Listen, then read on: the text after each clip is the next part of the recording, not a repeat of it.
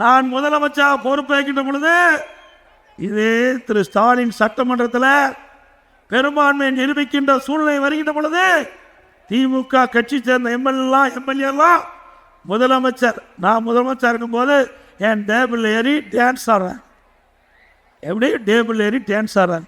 சட்டம் ஈற்ற மாமன்றத்தில் இப்படிப்பட்ட ஒரு ரவுடிஸ்ட திமுக கட்சியில் தான் பார்க்கும்.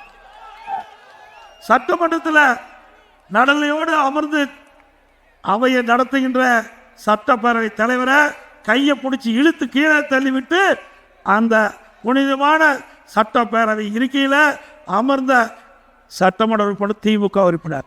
நீங்கள் எங்களை பற்றி பேசலாமா? பிறகு பெரும்பான்மை நிறைவேற்றப்பட்டு விட்டது.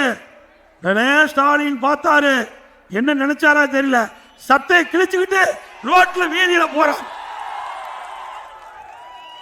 அவர் நினைச்சது ஒண்ணு, நடந்தது ஒண்ணு.